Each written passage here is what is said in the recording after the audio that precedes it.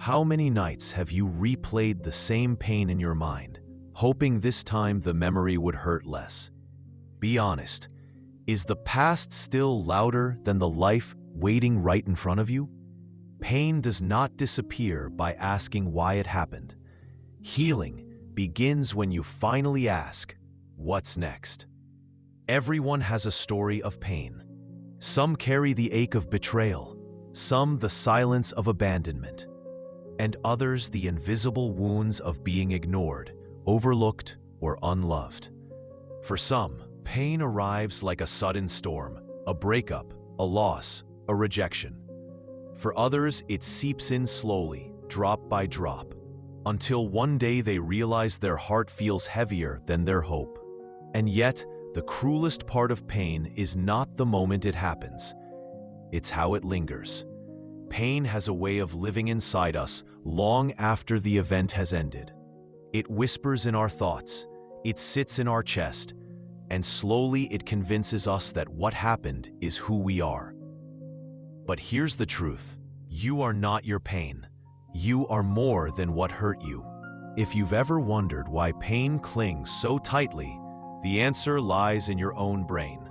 Neuroscience calls it the negativity bias, the way our mind protects us by holding on to painful memories longer than joyful ones. Think about it. You may forget the dozens of kind words someone gave you, but you still remember, years later, the one insult that cut deep. That's not weakness, that's survival. The brain replays pain to warn us, don't go there again. Don't let this happen again.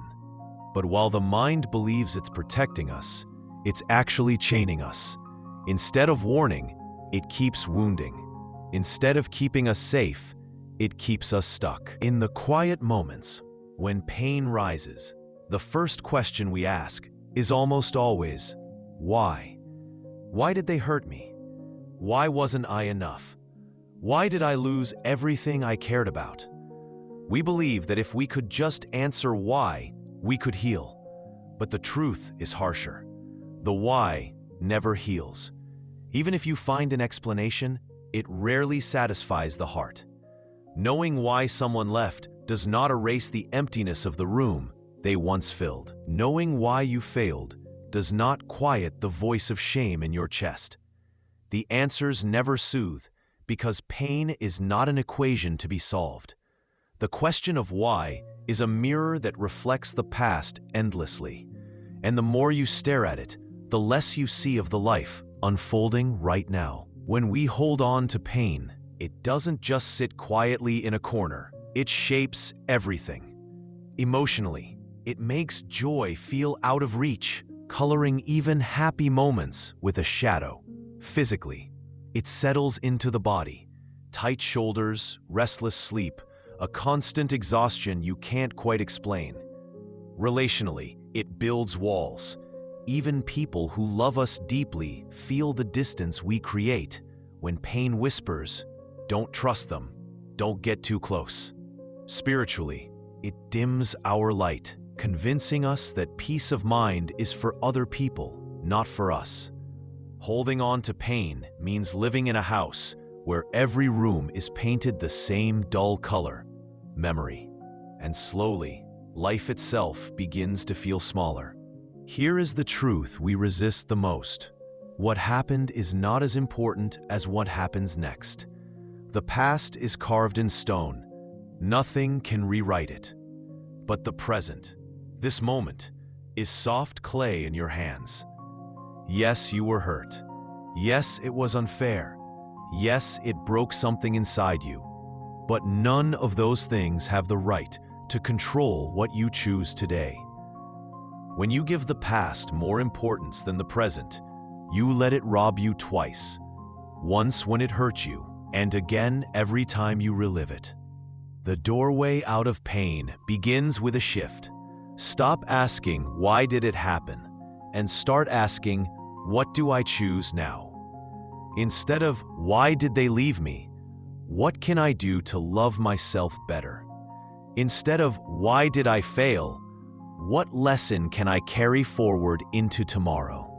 Instead of, Why wasn't I valued? What environment can I build where I finally feel free? The power is not in knowing why. The power is in choosing what's next. Healing does not mean forgetting. It does not mean pretending the pain never happened. It means giving pain its place without letting it own your life. Here are small but powerful steps to begin. Name it, but don't live in it. Tell yourself, this happened, it hurt, but it is not my whole story. Notice the spiral. When your mind falls back into why, gently redirect to what now. Release through action. Write it down, speak it aloud, or let your body move it out through breathwork, walking, or even crying. Choose safe voices.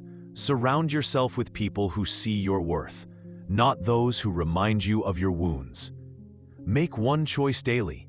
Each morning ask, what is one small step I can take today toward peace? Healing is not a leap. It is a series of small choices, repeated daily, until peace becomes more familiar than pain. Pain will always visit.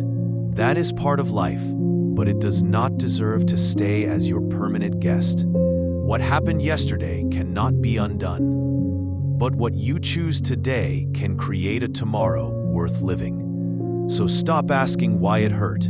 That question will only echo the past. Start asking what's next. That choice will open the door to healing, to freedom, and to the life you've been longing for. Because you are not your pain, you are your possibility.